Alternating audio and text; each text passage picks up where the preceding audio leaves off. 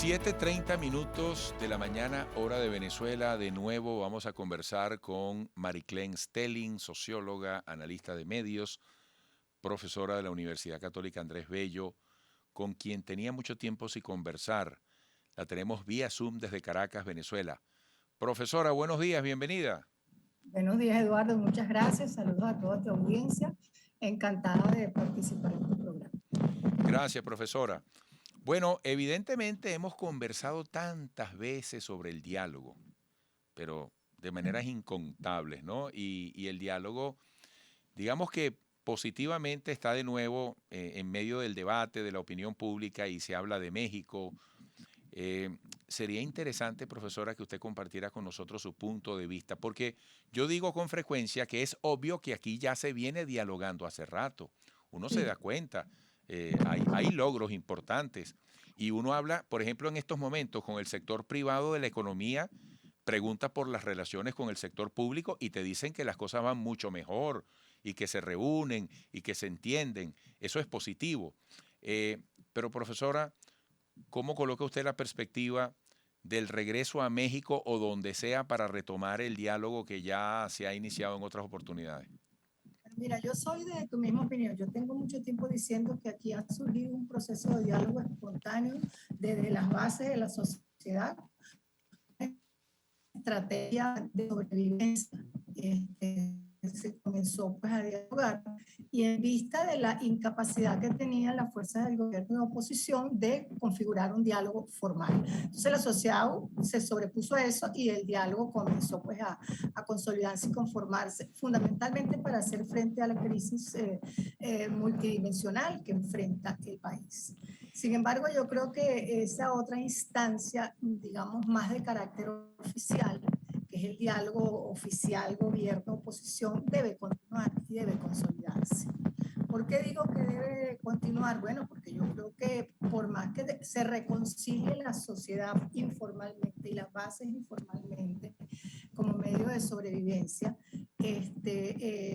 toda democracia, como he escrito últimamente, en un periodo cuando yo escribo, toda democracia necesita dos bloques, el bloque de gobierno y el bloque de oposición. El bloque de oposición, como su nombre lo indica, hace oposición y además es el espacio político que espera gobernar el país en algún momento, que se prepara para las elecciones. Pero no puede ser que los dos bloques de gobierno y oposición se constituyan en dos fuerzas enemigas, porque eso le hace mal a la democracia. De manera que cuando se han ido mejorando las cosas, pues yo he saludado por cuanto es saludable que gobierno y oposición constituyan un espacio de diálogo. Eso se está dando también debido a las circunstancias. Creo que hay elementos geopolíticos también que están favoreciendo el diálogo.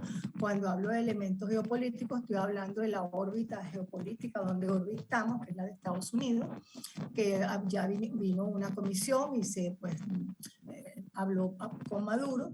La guerra Ucrania-Rusia coloca otra condición geopolítica que aun cuando esté tan lejana geográficamente, tiene relación directa con el suministro de gas y petróleo y de Venezuela. Petrolera. De manera que la geopolítica también de alguna manera ayuda, yo no voy a decir ni siquiera indirectamente, ayuda directamente al proceso de diálogo. Así es. Amigos, para quienes nos siguen por radio, además de nuestra transmisión de televisión para Venezuela y América, estamos conversando con Mariclén Stelling, socióloga y analista de medios, profesora de la Universidad Católica Andrés Bello. Profesora, es obvio que un diálogo en la Venezuela de hoy va mucho más allá de los intereses de gobierno y oposición. Incluye el interés de todos los venezolanos.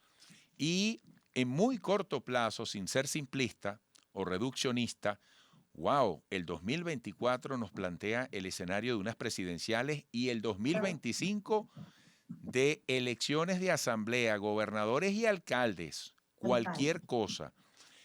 De manera que los tiempos presionan, profesora. Y uno ve, por ejemplo, del lado de la oposición, todavía mucho camino por recorrer si quieren realmente alcanzar eso que se llama unidad, por ejemplo.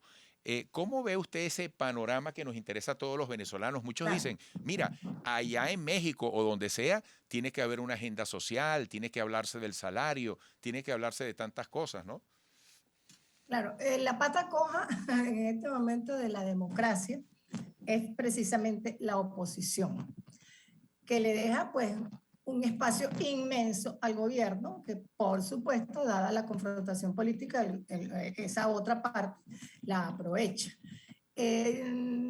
Estoy viendo que la oposición está, por lo menos la plataforma unitaria, está hablando de llamar a primaria, lo cual no es malo, que la oposición está cayendo en cuenta de que unida que es una verdadera oposición. Fracturada no es oposición, son espacios políticos que confrontan al gobierno, pero que no tienen un plan como oposición. La oposición tiene que tener un plan de cogobierno y un plan para ser gobierno en algún momento. Entonces, yo creo que en este momento la oposición está tomando el camino que ha debido tomar hace rato, que es un poco repensarse como oposición.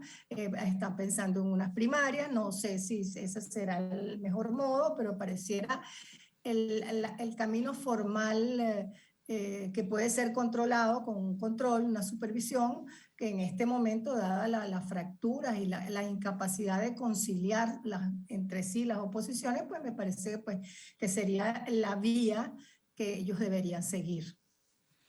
Profesora, eh, ¿cómo ve usted, por ejemplo, lo que pasó el 21 de noviembre, el 9 de enero en las elecciones regionales? Porque en la oposición, en el año 2020, muchos decían no se puede participar en elección alguna, no podemos ir a las elecciones para, para la Asamblea Nacional. Después muchos de quienes dijeron que no se podía, incluso fueron Claro. candidatos pero desunidos y ahí hubo un resultado. ¿Qué dijo Venezuela el 21 de noviembre y el 9 de enero? ¿Qué mensaje le dio el país, incluso Mira, sociológicamente hablando, yo a creo los que políticos? sí, yo creo que el mensaje del país, me encanta esa pregunta, es no vamos a seguir presionados por esa fractura entre gobierno y oposición como dos fuerzas políticas opuestas y enemigas. Nosotros vamos a votar por el candidato o candidata para gobernación, alcaldía, etcétera, que esté más próximo al pueblo, que más nos convenga, independientemente de la pelea y de la confrontación que tienen gobierno y oposición. Lo que yo me pregunto es si el gobierno lo leyó así, lo interpretó así. La oposición daría la impresión por el hecho de que vamos a llamar a primaria, vamos a reestructurarnos, etcétera, etcétera. Podría haber entendido el mensaje que dio el país. El país está votando no por un bloque político, por lo que el bloque político supone, sino el país está votando por lo que el candidato o la candidata supone para mi región, para mi localidad. Y eso Es- es un avance democrático. y dentro de ese avance que usted describe, profesora, debemos comprender, es una pregunta que hago, que en este momento el venezolano es más racional que emocional, es decir, piensa más a quién darle el voto más allá de una solidaridad automática como que yo soy caraquista o magallanero. Sí, yo creo que hay un desprendimiento, un divorcio político afectivo. Fíjate que uno de las dos cosas, político afectivo de la ciudadanía con gobierno y oposición.